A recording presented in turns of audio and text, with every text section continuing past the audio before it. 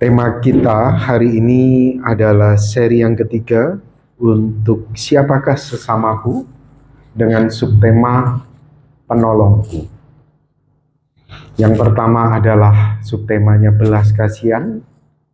Yang kedua subtemanya adalah musuh. Dan yang ketiga adalah penolong. Sesamaku adalah penolongku. Bapak Ibu Saudara, saya mengajak kita untuk bersama-sama membuka di dalam kitab 2 Timotius pasal 3 ayat 1 sampai dengan ayat yang kelima. Firman Tuhan berkata, ketahuilah bahwa pada hari-hari terakhir akan datang masa yang sukar. Manusia akan mencintai dirinya sendiri dan menjadi hamba uang. Mereka akan membuang dan menyombongkan diri. Mereka akan menjadi penfitnah. Mereka akan berontak terhadap orang tua dan tidak tahu berterima kasih, tidak mempedulikan agama, tidak tahu mengasihi, tidak mau berdamai, suka menjelekkan orang, tidak dapat mengekang diri, garang, tidak suka yang baik, suka mengkhianat, tidak berpikir panjang, berlagak tahu, lebih menuruti hawa nafsu daripada menuruti Allah. Secara lahiriah, mereka menjalankan ibadah mereka, tetapi pada hakikatnya mereka memungkiri kekuatannya. Jauhilah mereka itu. Amin.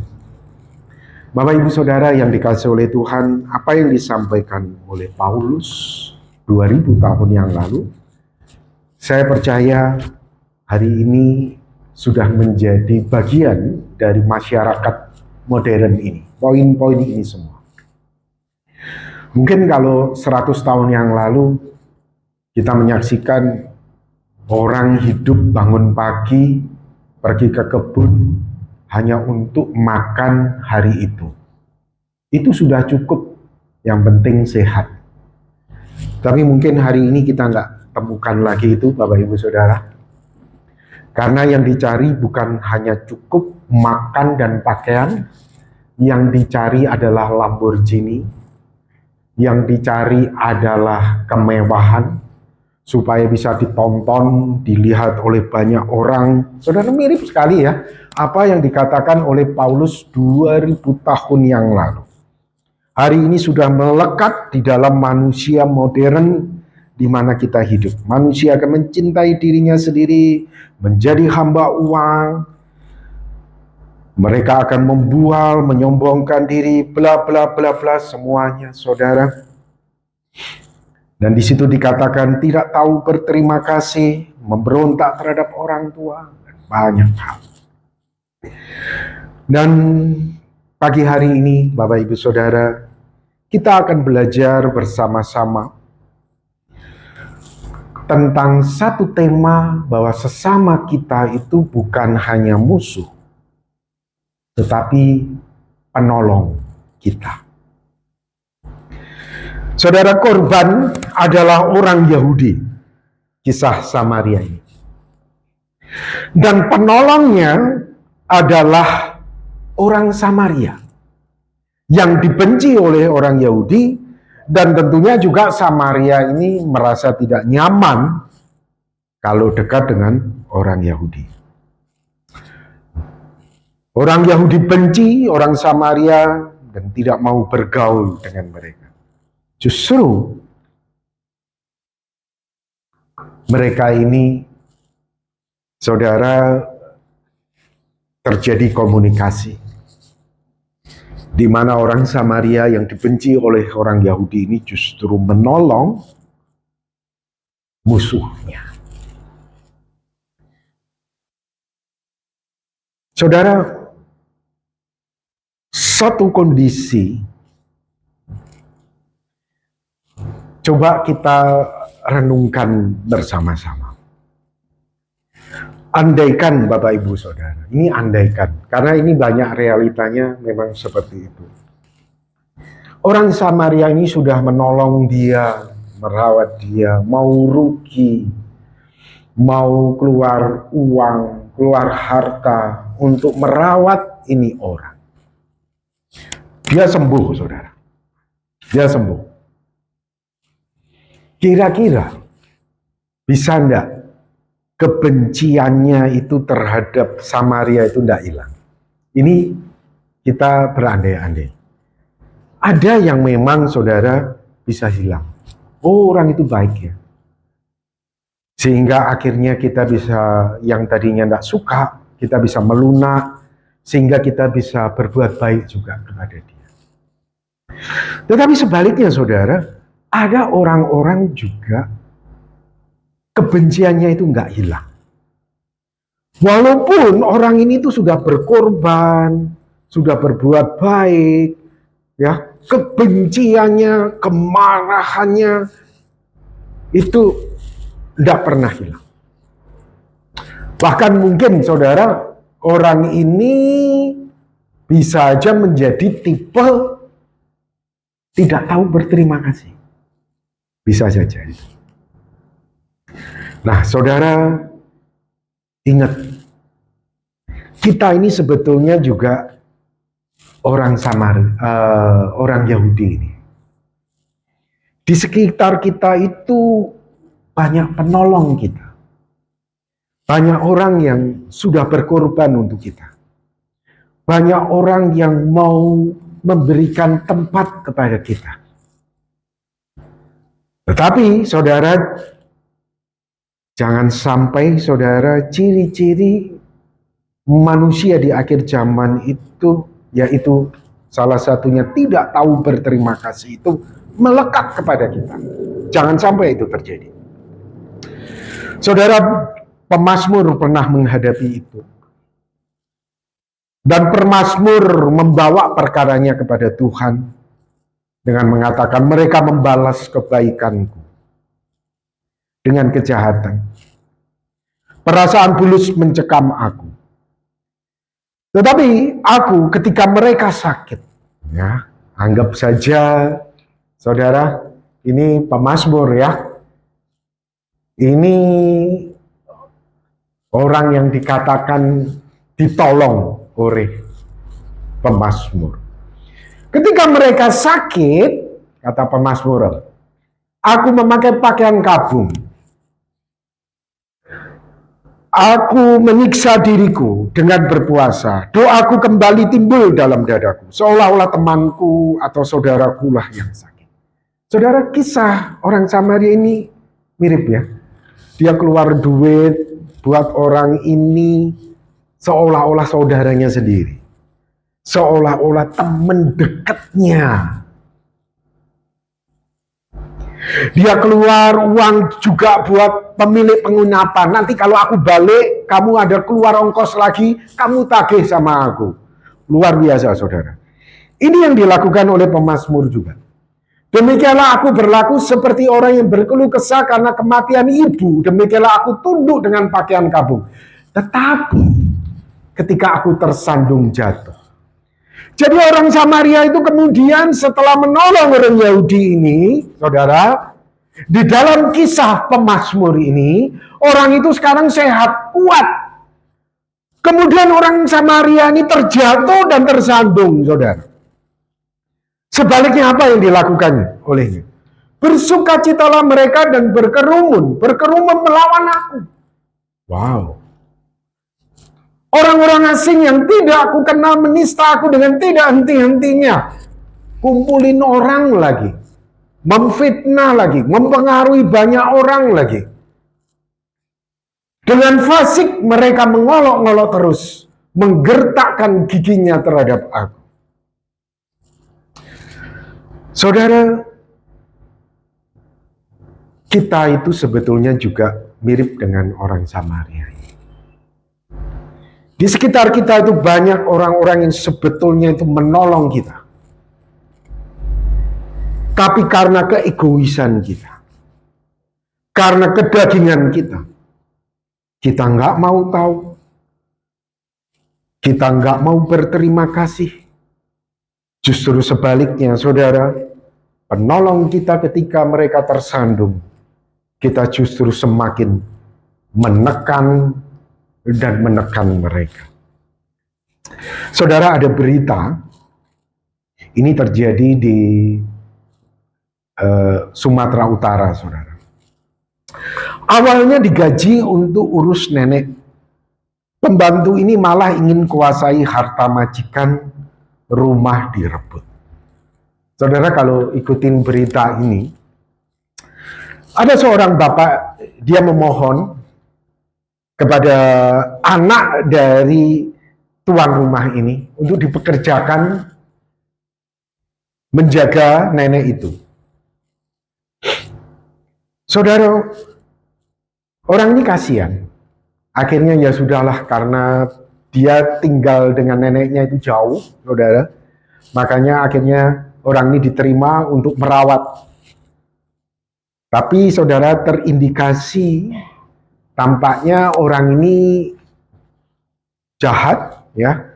Sehingga akhirnya, singkat cerita saja, saudara, neneknya meninggal karena dia sudah bekerja di situ. Dia mau rebut rumah itu jadi miliknya.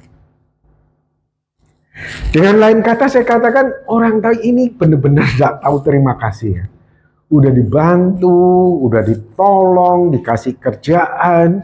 Begitu nenek itu meninggal, rumahnya semuanya mau direbut, saudara. Saudara, saya katakan, tipe-tipe orang-orang seperti ini itu adalah tipe Yudas Iskariot. Tipe orang yang tidak tahu berterima kasih kepada Tuhan Yesus yang saya katakan telah menolongnya. Mengangkat dia dari orang biasa untuk menjadi bagian dari tim pelayanannya. Memberikan posisi sebagai seorang bendahara. Namun kita melihat entah motivasinya apa, Alkitab juga tidak mencatat, tapi yang pasti, saudara, saya katakan dia memiliki motivasi. Entah itu uang 30 keping perak ini, atau ada motivasi-motivasi yang lain, saudara. Yang pasti itu adalah kepentingan dia. Harus lebih unggul dari penolongnya. Itu Yudas Iskariot, saudara. Berkhianat. Tipe yang sama ini ada pada Nabal. Nabal ini, saudara, memiliki domba-domba yang banyak. Saya yakin dia tahu bahwa Daud itu melindungi domba-dombanya ini dari perampok, dari binatang buas. Daud itu ada di padang berserta dengan gerombolannya pada waktu itu sebelum jadi raja, saudara. Ketika Daud mengutus orang kepada Nabal untuk minta, kamu kan lagi panen, kasihlah sedikit kepada kami. Saudara, Nabal ini siapa Daud itu? Ini orang tidak tahu terima kasih, padahal hartanya bisa bertambah banyak, itu berkat pertolongan Daud. Orang tipe Nabal ini juga bukanlah orang yang baik, saudara. Bukan orang baik. Bukan orang yang harus kita teladani. Saudara, firman Tuhan hari ini mengajarkan kepada kita, Tuhan berkehendak agar kita itu berterima kasih kepada para penolong kita. Ya. Seringkali, saudara, ego tinggi atau ada kepentingan membuat kita itu tidak terima kasih kepada para penolong kita. Suatu hari Tuhan Yesus menyembuhkan 10 orang kusta. Dan menariknya, dari 10 orang kusta ini yang sembuh, saudara, hanya 1 yang balik kepada Tuhan Yesus dan mengucapkan terima kasih kepada Tuhan Yesus. Tuhan Yesus sampai berkata, bukankah ke-10 orang tadi semuanya telah menjadi tahir? Di manakah yang 9 orang itu? Saudara, dari sini kita bisa tahu tipe orang yang berterima kasih itu 10%. Kita kira-kira masuk enggak dari 10% itu?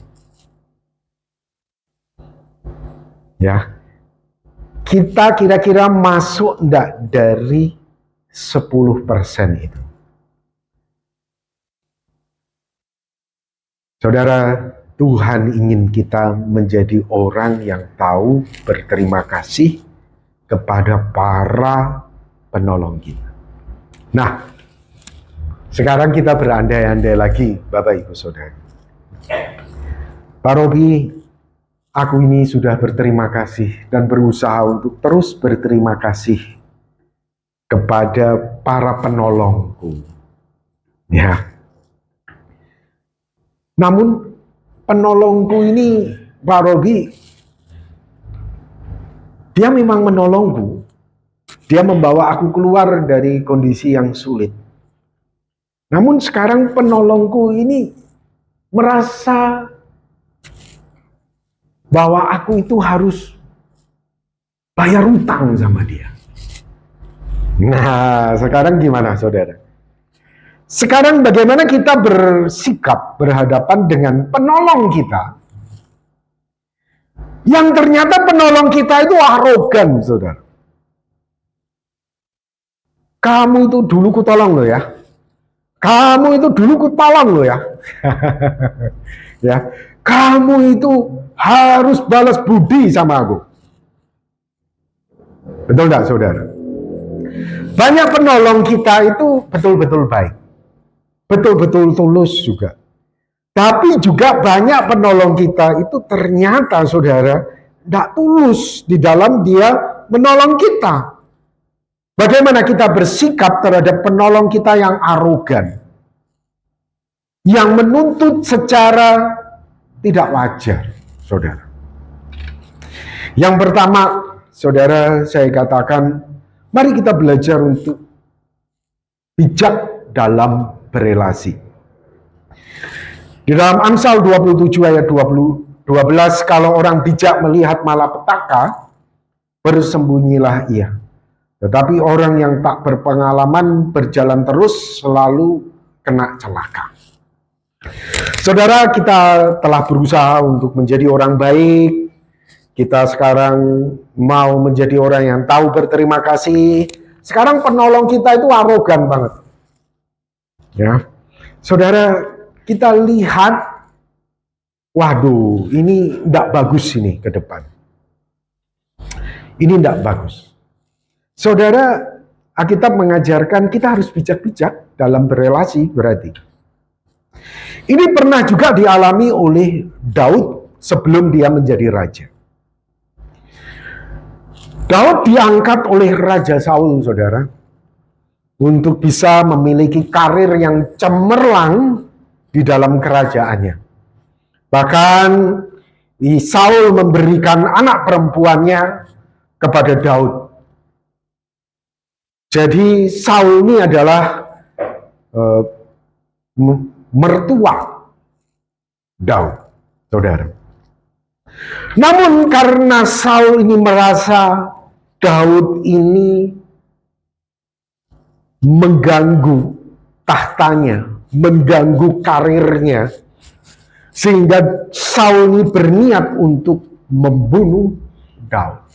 Beberapa kali, Bapak Ibu Saudara, pada waktu Daud diminta untuk main kecapi di istana, beberapa kali Saul ini diam-diam melemparkan tombak kepada Daud untuk membunuh dia.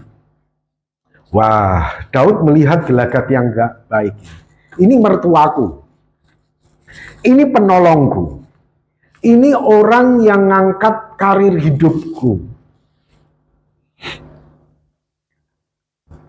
Lalu kita baca di dalam 1 Samuel 19 ayat yang ke-10. Lalu Saul berikhtiar menancapkan Daud ke dinding dengan tombaknya. Tetapi Daud mengelakkan tikaman Saul, sehingga Saul mengenai dinding dengan tombak itu. Sesudah itu Daud melarikan diri dan luputlah ia pada malam itu. Jadi saudara, kita harus bijak-bijak di dalam membangun relasi dengan penolong kita yang arogan. Penolong kita yang awalnya mau menyelamatkan kita, tapi sekarang dia mau mencelakakan kita, saudara. Dan yang dilakukan oleh Daud setelah itu, maka Daud tinggal di padang gurun, di tempat-tempat perlindungan. Ia tinggal di pegunungan, di padang gurun Sif. Dan selama waktu itu Saul mencari dia. Tetapi Allah tidak menyerahkan dia ke dalam tangannya. Jadi saudara, kita lihat, kita harus betul-betul bijak-bijak. Bukan berarti kita tidak mau berterima kasih kepada Saul. Daud ini, enggak saudara. Nanti kita akan lihat bagaimana Daud ini tipe orang yang tahu berterima kasih kepada Saul walaupun Saul berusaha untuk mencelakakan dirinya. Saudara, sementara Daud ada di dalam pelarian, Saul terus mengejar Daud untuk membunuh dia. Satu hari, Bapak Ibu Saudara, Daud ini sembunyi di dalam goa. Nah, Saul lagi mencari Daud untuk membunuh. Kemudian Saul ini mau buang hajat. Dia berkata kepada pasukannya, kamu tinggal di sini ya, aku mau masuk gua. Aku mau buang hajat di situ. Dia tidak tahu saudara, Daud ada di dalam goa itu. Daud memiliki kesempatan untuk membunuh dia pada waktu itu, tapi Daud tidak melakukannya. Diam-diam saudara, jubahnya dari Saul ini dia potong aja untuk menunjukkan kepada Saul bahwa dia itu bisa membunuh dia, tapi dia tidak melakukannya. Setelah Saul selesai buang hajat, saudara, Daud kemudian dari jauh berkata, hai tuanku Raja Saul, menunjukkan bahwa dia memiliki kesempatan, tapi dia tidak mau melakukan. Dia tetap menghormati Saul ini, saudara. Luar biasa si Daud ini, ya saudara. Dia tidak membunuh Saul. Bahkan kalau kita baca, dia punya 2 kali kesempatan untuk membunuh Saul, tapi tidak dilakukannya. Ini salah satu yang pertemuan yang kedua ya saudara. Sementara Saul itu tidur, tentaranya juga semua pada tidur malam, Daud itu punya kesempatan untuk mendekat kepada Saul dan membunuh Saul. Berkatalah Abisai, panglima Daud, kepada Daud, pada hari ini Allah telah menyerahkan musuhmu ke dalam tanganmu, oleh sebab itu izinkanlah kiranya aku menancapkan dia ke tanah dengan tombak ini, dengan 1 tikaman saja. Tidak usah dia kau tancap 2 kali, tetapi kata Daud kepada Abisai, jangan kau musnahkan dia. Sebab siapakah yang dapat menjamah orang yang diurapi Tuhan dan bebas dari hukuman. Wow, saudara. Daud ini luar biasa ya. Saya katakan Daud ini maka unik sekali. Kepribadiannya unik sekali. Saudara. Padahal, saudara, dia sedang naik karir untuk jadi raja. Dia bunuh Saul, maka karirnya itu akan naik. Siapa yang menghalangi dia, saudara? Hanya satu-satunya penghalang dia menjadi raja itu adalah Saul. Luar biasa sekali Daud ini. Justru yang diambil adalah kendinya, saudara. Diambil, dan Daud hendak menunjukkan bahwa dia sebetulnya memiliki kesempatan untuk melukai Saul, tapi Daud tidak melakukannya. Wow. Saudara, kita lihat apa yang dilakukan oleh Daud. Daud menjadikan Tuhan itu sebagai hakim, bukan dirinya sendiri. Pada waktu Daud mengatakan, nih lihat tombak dan kendi milikmu ada di tanganku. aku itu tidak membunuh kamu. Saul kemudian berkata, oh ya, sorry ya, dengan bahasa saya. Aku ini memang sudah kilaf, tapi ya dasar Saul ini tetap mau melukai si Daud ini. Saudara, Daud berkata, Tuhan kiranya menjadikan hakim di antara aku dan engkau, Tuhan kiranya membalaskan aku kepadamu, tetapi tanganku tidak akan memukul engkau. Wah, ini luar biasanya dari Daud ini. Saudara, gimana? Kira-kira kita melihat kepribadian dari Daud ini sangat spesial sekali, dan ini saya katakan 10% dari penduduk yang ada di dunia ini. Kalau dari tadi ya saudara, hasil survei, hasil survei 10 orang tadi, cuma 1 yang kembali. Itu hasil surveinya saudara. Jadi kalau mau diterapkan secara global, tipe Daud ini cuma 10% saudara, dari seluruh penduduk di dunia. Luar biasa. Coba kita lihat lagi saudara, apa perkataan dari Daud di dalam 1 Samuel 26 ayat yang ke-10. Lalu kata Daud, demi Tuhan yang hidup, niscaya Tuhan akan membunuh dia. Entah karena sampai ajalnya dan ia mati, entah karena ia pergi berperang dan hilang lenyap di sana. Menarik ya saudara, dia tidak mau bunuh. Dia mau biar dia mati itu ya secara natural lah, atau karena berperang atau bagaimana. Luar biasa ya Daud ini saudara. Kiranya Tuhan menjauhkan daripadaku untuk menjamah orang yang diurapi Tuhan. Ambillah sekarang tombak yang ada di sebelah kanannya kendi itu dan marilah kita pergi. Saudara, luar biasa Daud ini. Saudara, coba kita bandingkan dengan dunia ini. Yang 9 orang tadi, yang tidak tahu berterima kasih, ya saudara, itu seperti ini saudara. Ini berdasarkan berita ya saudara, saya ubah namanya menjadi ABC. Saudara, A tagih janji B yang tak nyapres jika lawan C. Betul tidak saudara?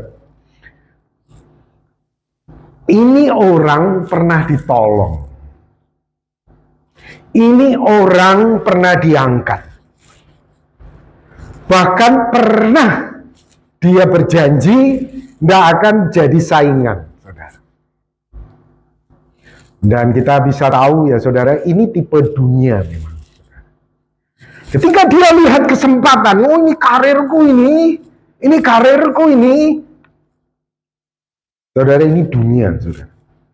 Iman Kristen itu seperti Daud. Kalau dunia itu seperti ini.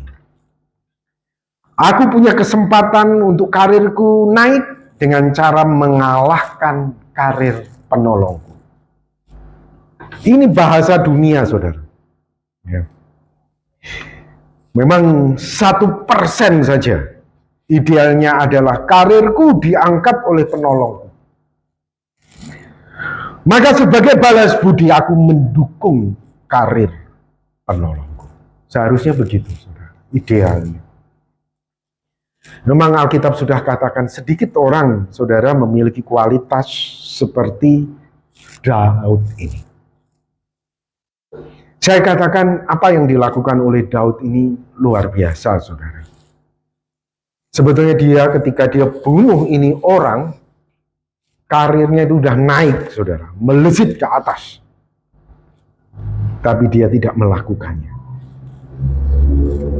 Saya katakan dia tahu balas budi. Dia tahu yang di hadapannya ini adalah mertuanya, orang tuanya. Dia tahu, saudara. Walaupun mungkin orang tuanya ini membuli dia masa lalunya. Walaupun mungkin orang tuanya ini telah berbuat jahat kepada dia di masa lalunya. Tapi dia tahu bagaimana dia berterima kasih. Saudara Paulus pernah berkata di dalam 1 Timotius 5 ayat yang keempat. Tetapi jikalau seorang janda mempunyai anak atau cucu, hendaklah mereka itu pertama-tama belajar berbakti kepada kaum keluarganya sendiri. Walaupun Bapak Ibu Saudara, kaum keluargamu telah membuli engkau, Alkitab mengajarkan kita untuk tetap tahu berterima kasih. Tapi mereka ini membuli saya, Pak Robi.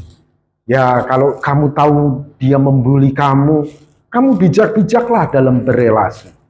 Dalam arti seperti Daud, lari, sembunyi di goa-goa, di gunung-gunung. Tapi ketika kamu punya kesempatan untuk membunuh dia, kamu tidak lakukan itu.